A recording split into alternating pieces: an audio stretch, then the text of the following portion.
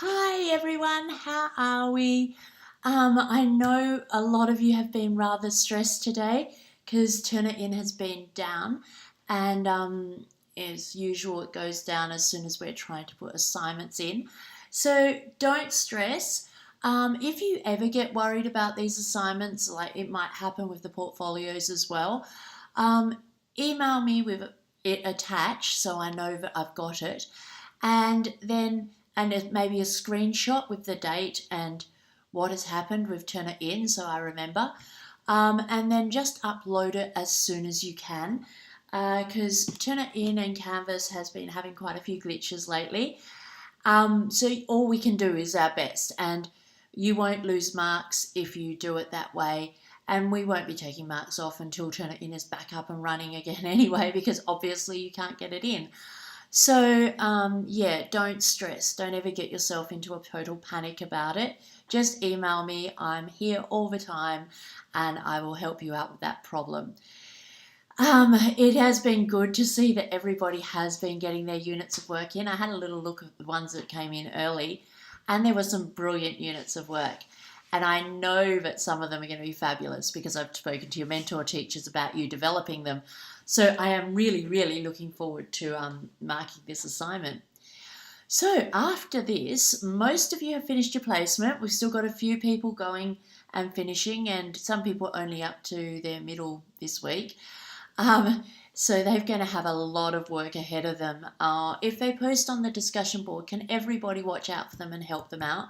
Because it's, as you know, placement is such hard work. And when you've also got to have your portfolio and your unit of work in while you're doing a placement still, it can become bigger than Ben-Hur.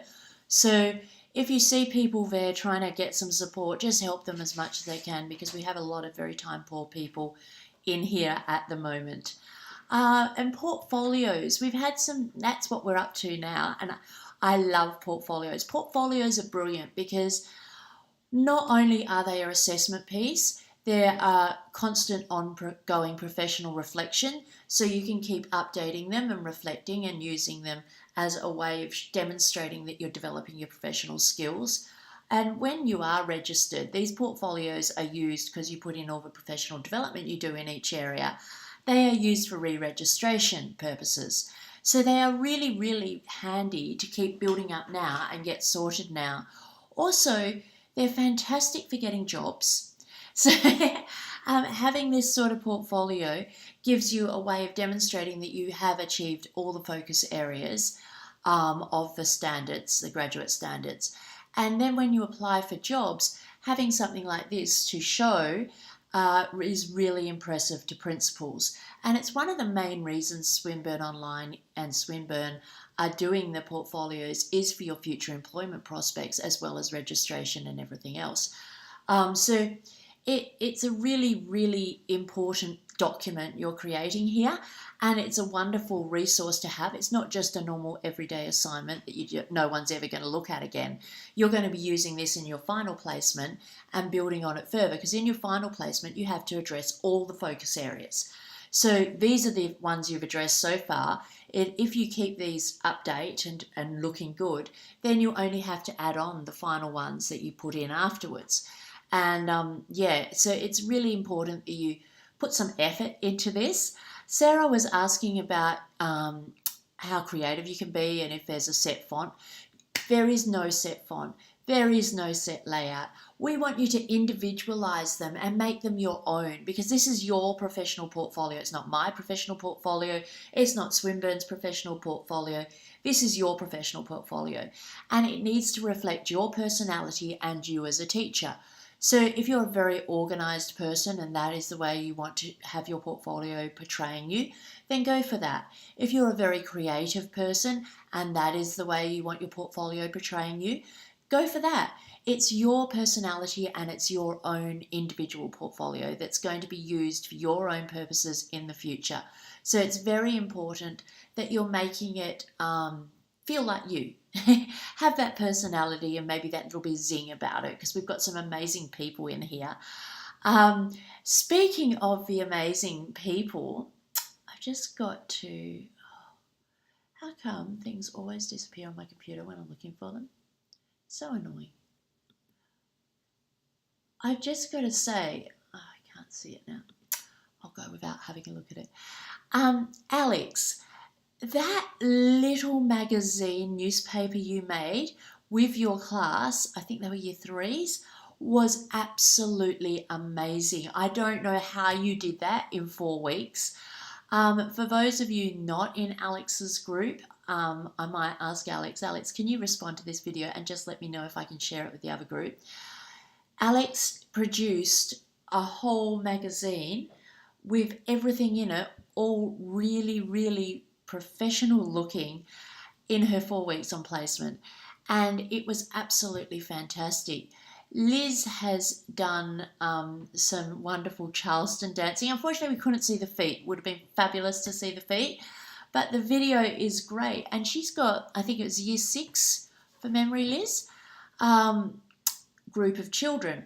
And she's taught them Charleston dancing. And you can see at the beginning of the video, there's some groups of them that are sort of thinking, oh, I'm too cool to Charleston dance, blah, blah.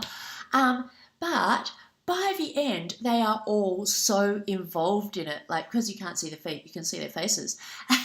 And it's all been media, so it's set to private and it's only set so that we can watch it on here. All of the children have media permission slips, but Liz isn't using it for any other purposes and it isn't public on YouTube, so just putting that out there. And, what you can see though is how involved they become after a while. So by the end, they are all fully into it, and it's fantastic to see you doing that. It's very hard to get that with the older children, especially as they're getting into puberty, because they're so careful about their image and so worried about what they're portraying that I think it's just your infectious personality, Liz. You've managed to make them all come out like that. Kay has shared her poetry up there as well, which is fantastic. Thank you, Kay. And just keep, if you've got any other bits and pieces you're really proud of that you've produced at Aisha, your whole display with the monkeys, fabulous.